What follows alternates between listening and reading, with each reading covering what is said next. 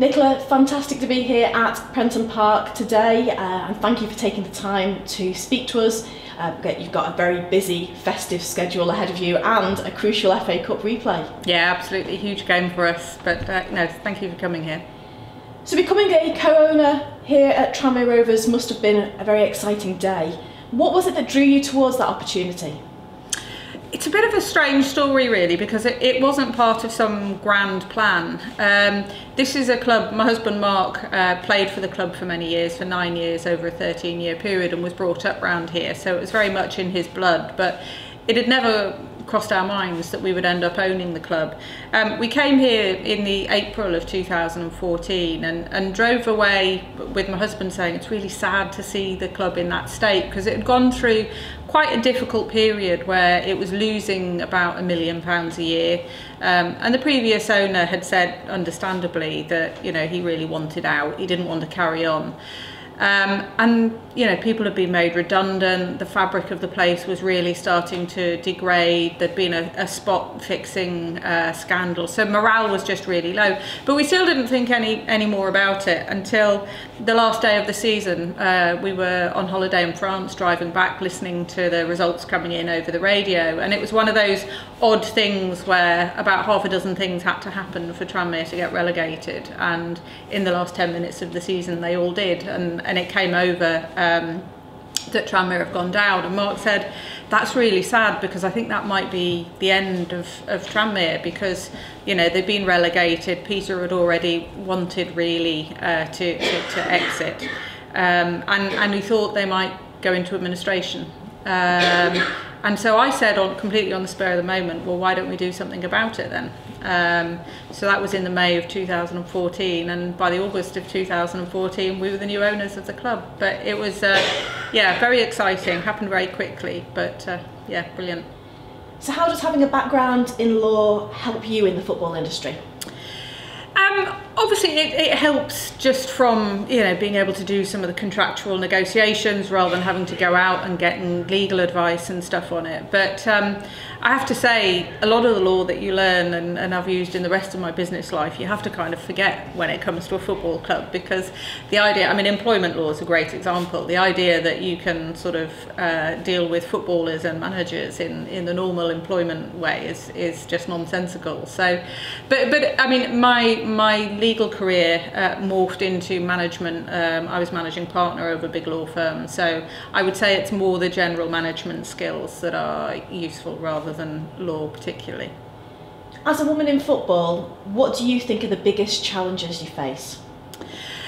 I think there's a real difference in football between women being involved on the business side and on the governance side, where actually I think there have been huge strides. I'm not talking about governance in FA terms, because I think there's still massive strides need to be made there. But at club level, you see a lot of women working in the game. You see a lot of women commercial directors. You see women CEOs. You occasionally see female chairmen, and I think it's kind of accepted pretty well now on the business side.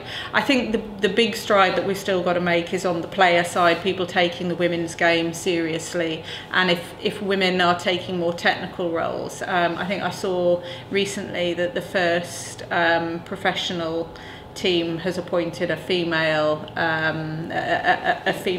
manager, and I think that would be really interesting to see how that goes, because I think for me it's those technical football roles which is still we're a long way from being accepted in those areas, and I'm not a technical person, so it's not one that would be suited to me anyway, but I think that's the next bridge to cross. So what's your take on supporter engagement here at Tranmere? We've always come from the mindset of we haven't got anything to hide, so why would we not try and give people as much information as we can about what's going on? Because we sort of start from the premise that we're not trying to take stupid decisions, we're trying to do things that are in the long-term best interests of the club. And if we've got logical reasons for doing that, and we sit and explain to people what they are, then what is there to lose? I think it's It's when people don't engage that all sorts of conspiracy theories and rumours fly around and distrust happens. And I just think it becomes very counterproductive.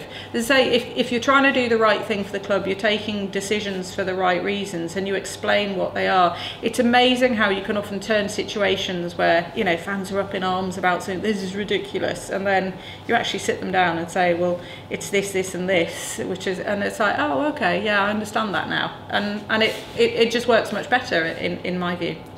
So the Fringe event that you spoke at recently, you said that you genuinely don't understand why clubs don't engage with their fans. If you explain to fans what's going on, it's a win-win, like you've just said. But how can other clubs be encouraged to follow that model?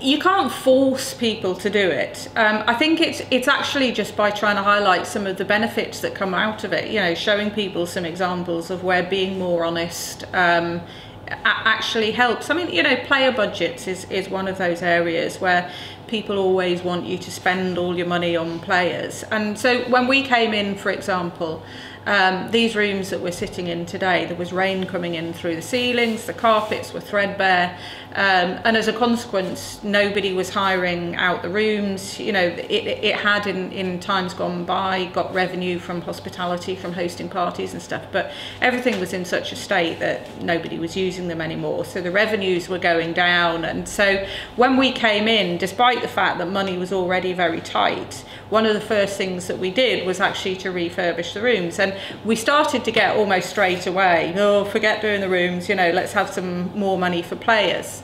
But actually, when you sit down and say, look, if we can generate £100,000 a year from hiring the rooms out, that's 2 players, you know, 2 good strikers every season, not just chuck it all on in 1 year and then you lose it. And you know, and people did listen to that, and by and large, they sort of bought into what we're doing. So I think, you know, you can take pressure off yourself by being more open. I think chairmen and directors of football clubs can get a lot of flack from fans sometimes, and it is unpleasant, it can be difficult, but you can take a lot of pressure off yourself just by explaining some of the decisions. So what are your thoughts on clubs having fan-elected directors on the boards?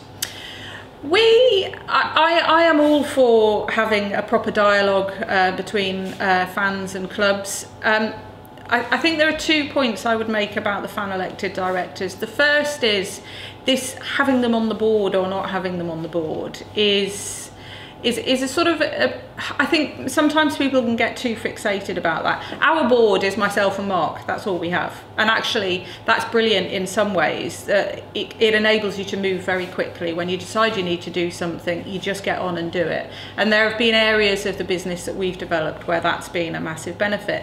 But it's massively important to us that we have a really close dialogue with our fans, so we've actually made, as associate directors, a representative from the Supporters Trust and also one from the official Supporters Club, because they have slightly different interests and dynamics going on there. And instead of putting them as directors on the board, what they do is they're invited to all our senior management team meetings. So actually they're right in there at the heart of where all the nitty-gritty goes on, all the decisions are made around matches, around pricing, around season ticket campaigns and costs. And to me, that's much more important than being on a board where, you know, to be honest, a lot of the stuff that gets decided at board level is fairly formulaic. Here's the accounts, you know. What you actually want to be is there with the team who are running the place and really influencing decisions. And I think here that's absolutely right. They definitely have a huge impact on what we do and a positive benefit. I think the problem of having just a directly fan-elected member on the board is, if the dynamic works and they trust that individual and it's an individual who's in sync with the club, then yeah, that wouldn't be a problem at all. If it's an antagonistic relationship to start with, it's pointless putting them on the board, because all the important decisions will just get taken elsewhere, and the board will become just, you know, something which isn't really very effective. So what we've tried to do is something slightly different, but actually weaves the supporters much tighter into the whole operational functions of the club. What do you think about supporter ownership as a model? I think it's brilliant in the lower leagues. I think it can work really well. You know, in the lower leagues now, financially it's really difficult, and the only way you can make it work is having a massive buy-in from your local community, and actually in many ways generating business from your local community. And I think having supporter-owned clubs can work really well there. I don't think it works very well when you get higher up and the money fundamentally changes, and so I think you probably have to change the model if you get into the Championship or something like that. I think that's about the point at which it's so fundamentally different in terms of the financial structures. So for clubs who want to remain fan-owned, I think you've kind of got to accept that, you know, all right, we're happy being a sustainable, you know, League Two, possibly League One club, because for me, the reality of the finances nowadays is such that it doesn't really work higher up. You spent a little time in non-league in recent seasons. What are your thoughts on the increased competitiveness of non-league these days? I think it's quite hard to tell the difference now between, you know, League Two and the National League. Certainly the bottom end of League Two against the top end of the National League. I mean, gone are the days where it's the old professional amateur split, which is what it always was historically. The National League is now a professional league. The vast majority are full-time professionals. I know there's still a few that are still only semi-pro. And I think you can see that in terms of the quality of some of the teams have come through. You look at, you know, Lincoln, for example, who were down there with us only a couple of seasons ago and are flying now. And you know, we're also in the playoff spots in our first season back. So I think the distinction, there used to be a massive gulf, there isn't anymore, and I think probably it's time that we make some changes to reflect that. Yeah, the Tory Fringe event, you said there are structural problems at the bottom end of leagues that make making football clubs sustainable more difficult. So what do you see as resolutions to some of those structural problems? So I think there's two things. Firstly, in terms of getting out of the National League, obviously it's a massive bottleneck at the moment. There's only one up automatically and there's one up through the playoffs, and that creates a really unhealthy dynamic both in League Two and in the National League, because it's such a massive deal if you're in League Two not to drop down, and if you're in the National League to make the step up, because, you know, it makes, even in central funding terms, over £1 million a year difference, which for clubs of this size is a lot of money. So I think there are two things. One is getting rid of that bottleneck by acknowledging that it is really just the fifth league now, and making a more normal up and down relationship, and we would probably support 4 up, 4 down. You know, so it's consistent with the League Two, League One changeover.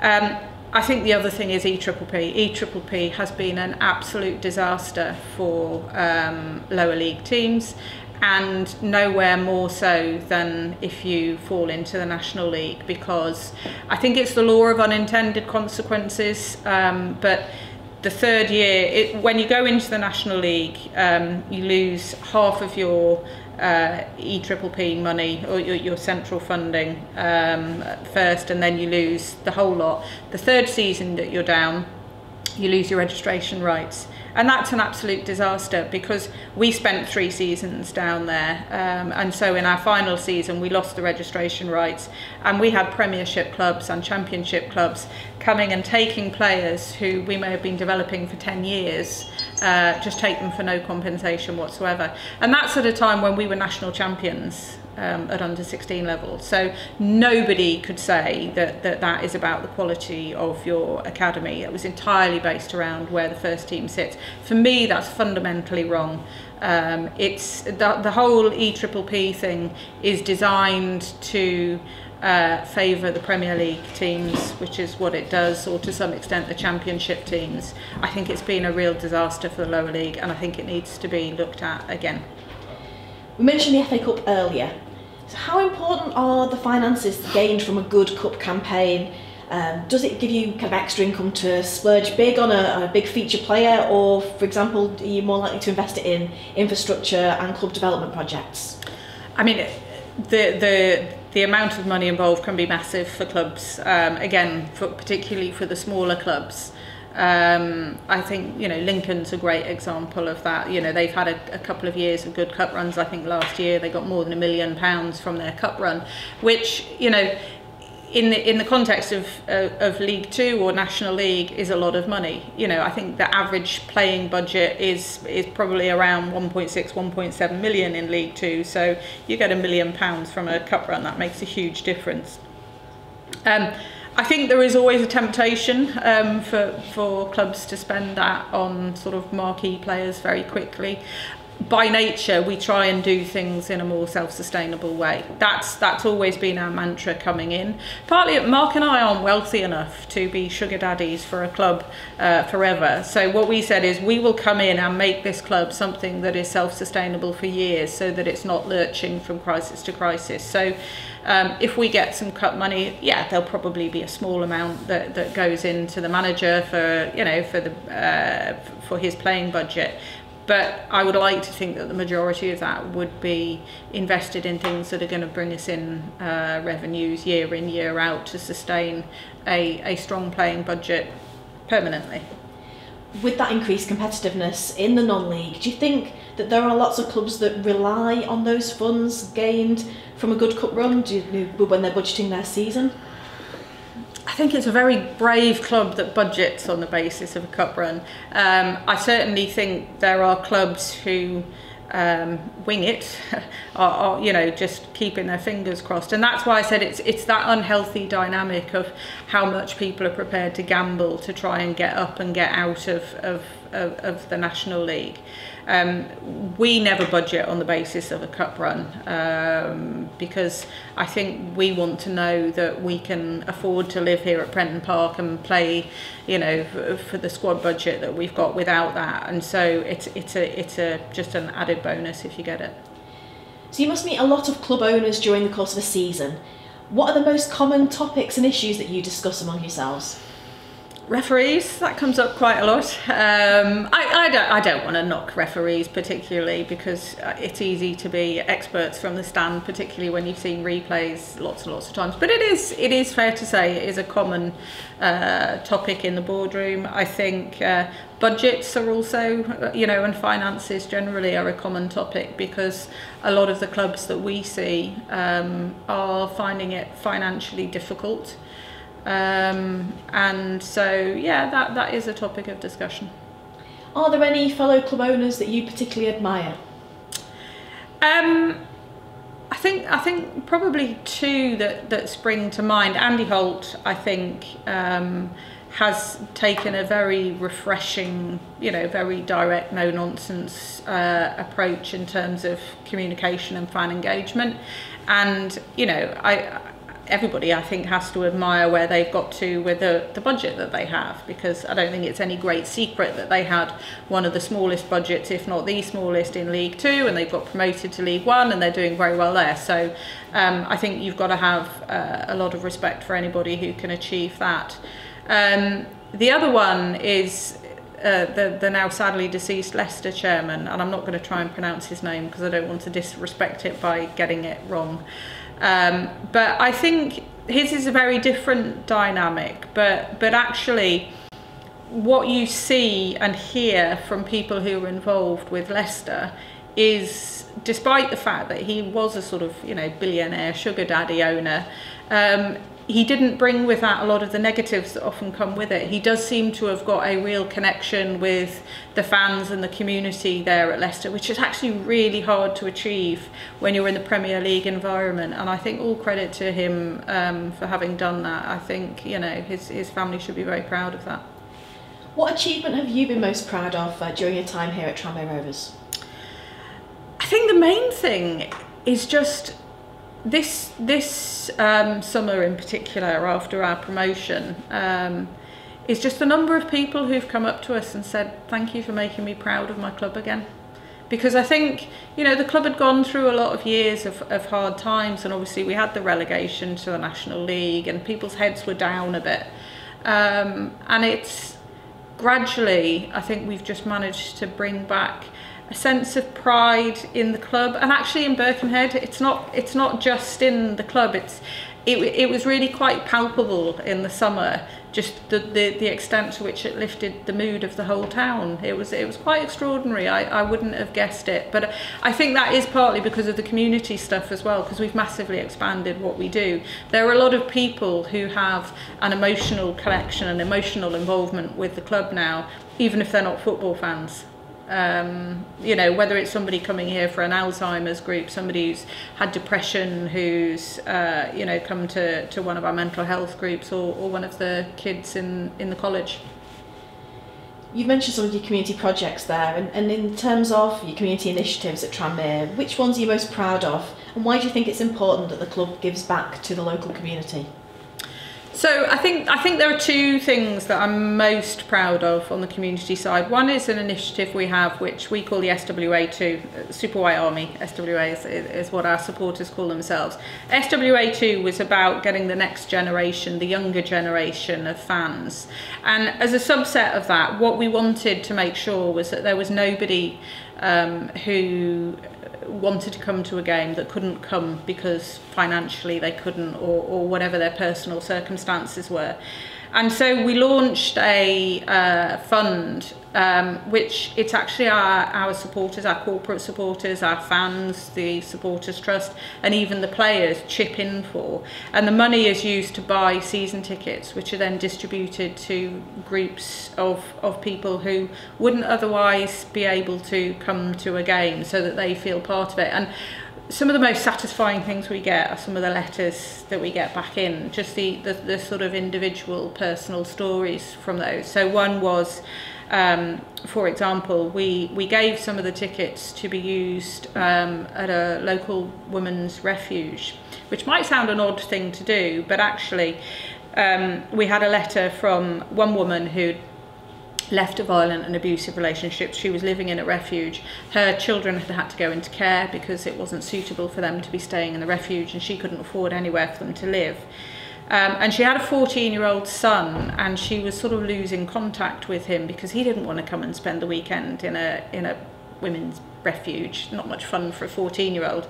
And she didn't have the money to do anything more exciting. So we started getting them along to the games, and she would come. And she just wrote this lovely heartfelt letter saying, you know, for the first time since my marriage fell apart, my son wants to see me again. And so it's little things like that. And, you know, you'll get a letter from a kid who's in care saying, I just wanted to feel like all my other friends, and, you know, we're able to come to the game the same as anybody else would. So that's something which the whole club's really taken to heart and has been a great success. I think the other thing is the college that we set up. So we set up a college which is offering vocational training for kids, and a lot of these are kids who aren't going to be wanting to stay on for traditional academic A-levels for whatever reason. They've sort of disengaged with that mainstream. But what I'm proud of is our success rate. We have a 98% success rate in getting those kids into either university or full-time employment, which, given that they're not the simplest cohort to take in, I think is a phenomenal success rate, and I'm very proud of that. And finally, what advice would you give to other women hoping to be senior figures in the game? I think just go for it. I think it can be one of those things where people don't try because they assume that it'll be really difficult, and I think people just have to. I'll never forget, I mean, I went to a Northern Comprehensive, and my headmaster once called me aside and said, have you ever thought about going to Oxford? He knew I wanted to do law, and it was like, well, no, not really, but because it had seemed so sort of distant, so unlikely, but he sort of encouraged me to do it, and I got in, and, you know, I've been lucky enough to have a great career off the back of it. So I think self-limiting beliefs is one of the biggest issues, and that's what I would, I guess, like to encourage most women. Don't be confined by your own self-limiting beliefs. Thank you so much, it's been fantastic. Thank you.